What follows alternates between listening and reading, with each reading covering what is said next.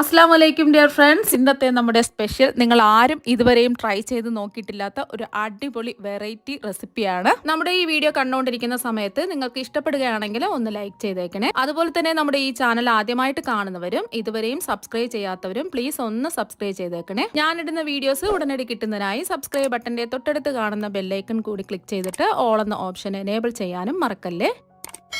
ആദ്യം തന്നെ ഇതിനായിട്ട് ഞാനിവിടെ നല്ല പഴുത്തിട്ടുള്ള വരിക്ക ചക്കപ്പഴമാണ് എടുത്തിട്ടുള്ളത്. ഇനി ഈ ചക്കപ്പഴത്തിൻ്റെ ഉള്ളിലുള്ള ആ ചക്കക്കുരു എടുത്ത് മാറ്റാം. അപ്പോൾ ചക്കപ്പഴത്തിൽ നിന്നും ചക്കക്കുരു ഒക്കെ മാറ്റിയിട്ടുണ്ട്. ഇനി നമ്മൾ ചക്കക്കുരു എല്ലാം മാറ്റിയെടുത്ത ചക്കപ്പഴം മിക്സിയുടെ ജാറിലേക്ക് ഇട്ട് കൊടുത്തിട്ട് വെള്ളം ഒന്നും ചേർക്കരുത്. വെള്ളം ചേർക്കാതെ നല്ല പേസ്റ്റ് പരുവത്തിന് ഇതൊന്ന് അരച്ചെടുക്കാം. അപ്പോൾ അത് നന്നായിട്ട് അരച്ചെടുത്തിട്ടുണ്ട്. വെള്ളമൊന്നും ചേർക്കാതെയാണ് അരച്ചെടുത്തിട്ടുള്ളത്. ഇത് അളവ് കപ്പിൽ എത്രയാണെന്ന് കാണിച്ചു തരാൻ വേണ്ടിയിട്ടാണ് ഞാൻ അരച്ചെടുത്തിട്ട് അളവ് കപ്പിൽ കാണിക്കുന്നത്. അപ്പോൾ ഇതുപോലത്തെ ഒരു അളവ് കപ്പ് ഇല്ലാന്നുണ്ടെങ്കിൽ നമ്മൾ സാധാരണ വെള്ളവും ചായക്ക് കുടിക്കുന്ന ഗ്ലാസ്സിൽ അളന്നിട്ടെടുക്കുക. ആ ഗ്ലാസിൻ്റെ അളവിൽ തന്നെ ബാക്കിയെല്ലാം അളന്നെടുക്കുക. അപ്പോൾ ഒരു കപ്പാണ് നമ്മൾ ഈ ചക്കപ്പഴം അടിച്ചെടുത്തത് കിട്ടിയിട്ടുള്ളത്. അളവ് എത്രയാണെന്ന് കാണിച്ചു തരാൻ വേണ്ടിയിട്ടാണ് ഞാൻ അളന്ന് കാണിച്ചിട്ടുള്ളത്. അല്ലാന്നുണ്ടെങ്കിൽ അളക്കേണ്ട ആവശ്യമില്ല. നേരിട്ട് എല്ലാം അതിൽ ചേർത്തിട്ട് എല്ലാം കൂടിയിട്ട് ഒന്ന് അടിച്ചെടുത്താൽ മതിയാവും. വീണ്ടും ജാറിൽ തന്നെ ഒഴിച്ചു കൊടുക്കാം. ചക്കപ്പഴം അടിച്ചെടുത്ത അതേ ജാർ തന്നെ ഇതായി എടുത്തിട്ടുണ്ട്. ഇതിലേക്ക് 1 കപ്പ് പഞ്ചസാരയാണ് ചേർത്ത് കൊടുക്കുന്നത്. എടുത്ത ചക്കപ്പഴം നല്ല മധുരമുള്ള ചക്കപ്പഴമാണെന്നുണ്ടെങ്കിൽ 1 കപ്പ് പഞ്ചസാര മതിയാവും. മധുരം കുറവുള്ള ചക്കപ്പഴം ആണെന്നുണ്ടെങ്കിൽ 1/4 കപ്പ് പഞ്ചസാര വരെ എടുക്കാവുന്നതാണ്. ഇതൊരു നോർമൽ മധുരമാണ്. ചിലർക്ക് നല്ല മധുരം വേണം. അപ്പോൾ 1/4 കപ്പ് പഞ്ചസാര വരെ എടുക്കുക. ഇല്ലാത്ത ഏത് എണ്ണ വേണമെങ്കിലും എടുക്കാവുന്നതാണ്. ഞാനിപ്പോൾ 1 കപ്പ് സൺഫ്ലവർ ഓയിലാണ് എടുത്തിട്ടുള്ളത്. വെളിച്ചെണ്ണ ഒഴിച്ച് ഏത് എണ്ണ വേണമെങ്കിലും എടുക്കാം. പിന്നെ നിങ്ങൾക്ക് ബട്ടർ മെൽറ്റ് ചെയ്ത് അതിൻ്റെ ചൂട് മാറിയിട്ട് ബട്ടർ വേണമെങ്കിലും ചേർക്കാവുന്നതാണ്. ഇനി ഇതിലേക്ക് നമ്മൾ ചേർത്ത് കൊടുക്കുന്നത് അടിച്ചെടുത്ത ചക്കപ്പഴം ഇതിലേക്ക് ഒന്ന് ചേർത്ത് കൊടുക്കാം മുഴുവനായിട്ട്. വീണ്ടും നന്നായിട്ടൊന്ന് അടിച്ചെടുക്കാം. നമ്മളിതിൽ മുട്ടയൊന്നും ചേർക്കുന്നില്ല. അതുപോലെ തന്നെ പാലും ചേർക്കുന്നില്ല. പാലും മുട്ടയും ചേർക്കാതെയാണ് ഇത് റെഡിയാക്കി എടുക്കുന്നത്. നല്ലതുപോലെ അടിച്ചെടുത്തിട്ടുണ്ട്. ഇതിവിടെ ഇരിക്കട്ടെ. നിങ്ങളുടെ വീട്ടിലുള്ള ഗ്ലാസ് ആണെന്നുണ്ടെങ്കിൽ ഗ്ലാസ്സിൽ മാവ് അളന്നെടുക്കുക. ഞാനിപ്പോൾ അളവ് കപ്പിൽ 1/2 കപ്പ് മൈദയാണ് എടുക്കുന്നത്. ഒരു അരിപ്പയിലേക്ക് ഒരു ബൗൾ വെച്ചിട്ട് ഒരു അരിപ്പ വെച്ച് കൊടുക്കുക. എന്നിട്ട് ഈ അരിപ്പയിൽ 1/2 കപ്പ് മൈദ ഇട്ട് കൊടുക്കാം. മാവങ്ങ് കുത്തി നിറച്ചെടുക്കരുത്. ലെവൽ ചെയ്ത് വേണം മാവ് എടുക്കാനായിട്ട്. ഇനി മധുരം ഒന്ന് ബാലൻസ് ചെയ്യാൻ വേണ്ടിയിട്ട് 2 നുള്ള് ഉപ്പ് ചേർക്കാം. ഇനി ഇതിലേക്ക് 1/2 ടീസ്പൂൺ ബേക്കിംഗ് സോഡ ചേർത്ത് കൊടുക്കാം. സോഡാപ്പൊടിയാണ്. പിന്നെ ഇതിലേക്ക് 1/2 ടീസ്പൂൺ ബേക്കിംഗ് പൗഡറാണ് ചേർത്ത് കൊടുക്കുന്നത്.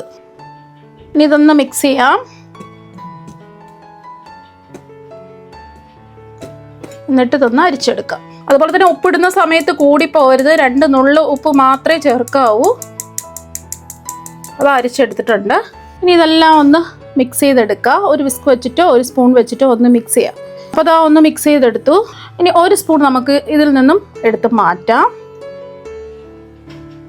അപ്പോൾ നമ്മളിതിൽ നിന്ന് എടുത്ത് മാറ്റില്ലേ, 1 ടീസ്പൂൺ മാവ് എടുത്ത് മാറ്റിയിട്ടുണ്ട്. അത് ഞാനിവിടെ കുറച്ച് കശുവണ്ടി പരിപ്പ് ഇതായി എടുത്തിട്ടുണ്ട്. 1 ടേബിൾ സ്പൂൺ കശുവണ്ടി പരിപ്പാണ് എടുത്തിട്ടുള്ളത്. ചെറുതായിട്ടൊന്ന് കട്ട് ചെയ്ത് എടുത്തിട്ടുണ്ട്. ഇതിലേക്ക് കുറച്ച് നമ്മളെടുത്ത മൈദ ഇട്ട് ഒന്ന് മിക്സ് ചെയ്യാം. ഇങ്ങനെ മിക്സ് ചെയ്യുന്നത് താഴെ അടിഭാഗത്ത് പോയി ഈ കശുവണ്ടി പരിപ്പ് അടിഞ്ഞ് കിടക്കാതിരിക്കാൻ വേണ്ടിയിട്ടാണ്. എല്ലാം ഒരേ ലെവലായി കിട്ടുന്നതിന് വേണ്ടിയിട്ടാണ് മൈദ ഇട്ട് ഒന്ന് ഇതുപോലെ ചെയ്തിട്ടെടുക്കുന്നത്.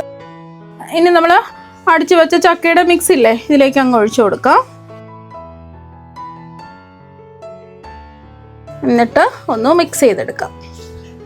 മൈദയ്ക്ക് പകരം ഗോതമ്പ് പൊടിയിലും ചെയ്തിട്ടെടുക്കാമേ.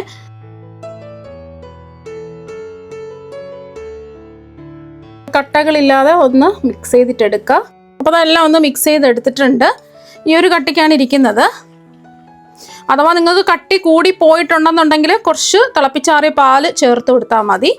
പാൽ ഇഷ്ടമല്ല എന്നുണ്ടെങ്കിൽ കുറച്ച് തിളപ്പിച്ചാറിയ വെള്ളം ചേർത്ത് കൊടുത്താലും മതി. പിന്നെ നമ്മൾ ഇതിൽ മുട്ടയൊന്നും ചേർത്തിട്ടില്ല. അപ്പോൾ അതുകൊണ്ട് ഒരു നാരങ്ങയുടെ പകുതി നാരങ്ങ ഇതിൽ പിഴിഞ്ഞൊഴിച്ചു കൊടുക്കാം. നാരങ്ങയ്ക്ക് പകരം വിനാഗിരി ചേർത്ത് കൊടുത്താലും മതി. ഒരു 2 ടീസ്പൂൺ നാരങ്ങ നീരാണ് ചേർത്ത് കൊടുക്കുന്നത്.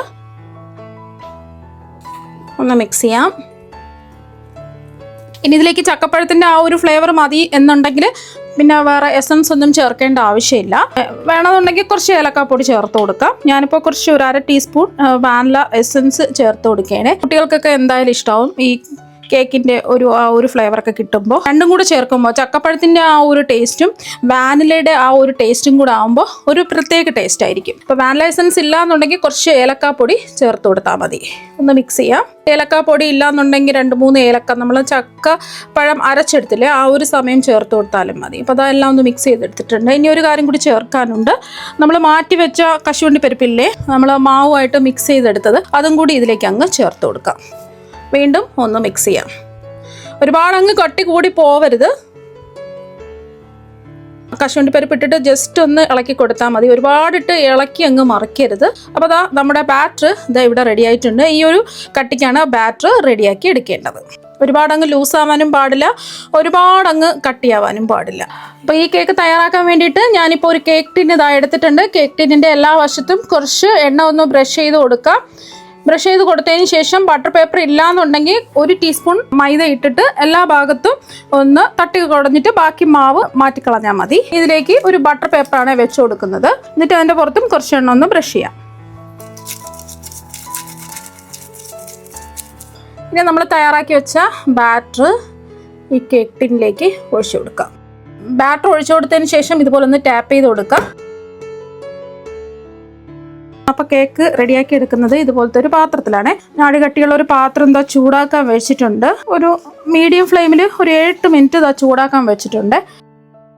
അപ്പോൾ ഇതിൻ്റെ ഉള്ളിൽ ഇതുപോലത്തെ ഒരു റിങ്ങും കൂടി ഞാൻ വെച്ച് കൊടുത്തിട്ടുണ്ട്. ഇത് കേക്കൊക്കെ ബേക്ക് ചെയ്യുന്ന ഒരു പാത്രമാണ്.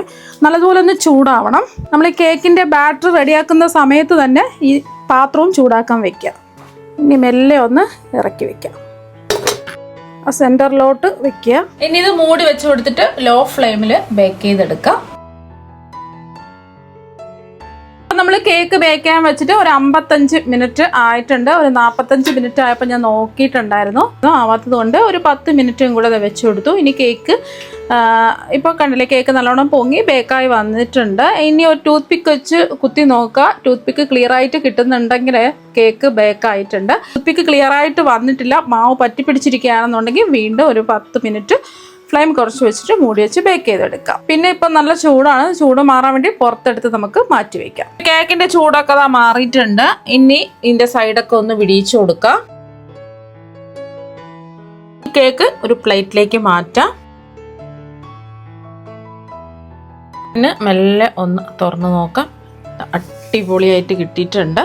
ഇനി ഈ ബട്ടർ പേപ്പർ അങ്ങ് മാറ്റാം. ഈ കേക്ക് തിരിച്ചു വെക്കാം. ഇനി കേക്ക് നമുക്ക് ഇഷ്ടമുള്ള ഷേപ്പിൽ കട്ട് ചെയ്യാം.